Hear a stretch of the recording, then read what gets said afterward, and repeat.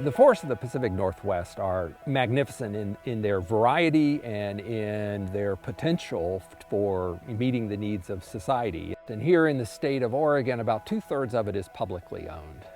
Then that leaves about 1/3 of the forest is privately owned, and that ranges from very small landowners to small woodland owners and land managers to the larger industrial companies.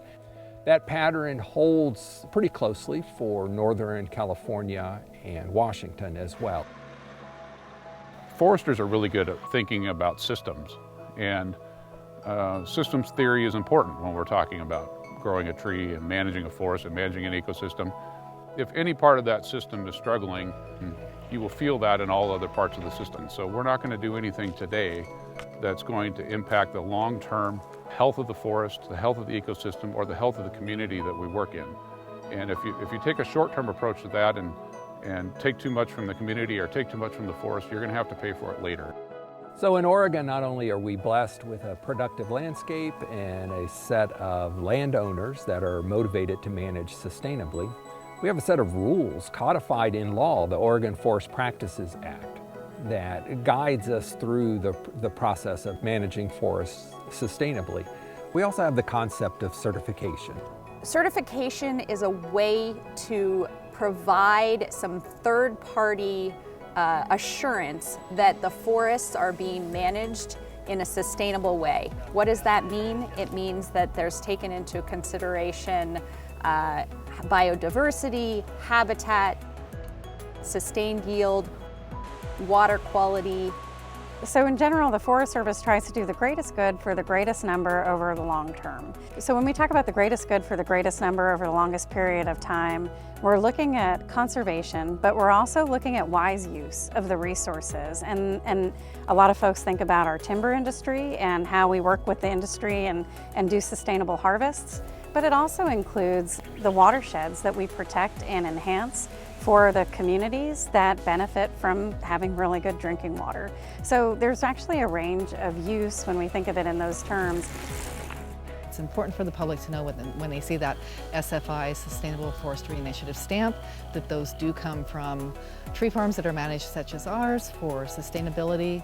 And it also includes not just the sustainability for trees being replanted. Our sustainable forest plan is a 3-ring binder about this thick. It includes things like making sure that we're managing for habitat and any endangered species, streams and soils, a lot of other things that go into making sure that it's not just sustainable from trees being replanted, but sustainable from a full habitat and ecosystem perspective as well. Forests are super important for so many different things, and it's really important to make sure that we keep managing in a sustainable way. The really positive thing is that an increase in demand for wood products actually provides an economic value to keep forests in forest, to keep investment into managing forests, and to keep those forests healthy, resilient, and productive. When I first came onto this tree farm and we're looking at the landscape and looking at the size of the trees, what I realized is when I was born, these trees were seedlings. And these are the trees that we're now harvesting and providing for the mills. And part of the forest practice rules with sustainability, and we want our forests to remain as forests, is we go back and we replant little trees. So the trees I'm planting today, I will not see go to the mills, but other people will.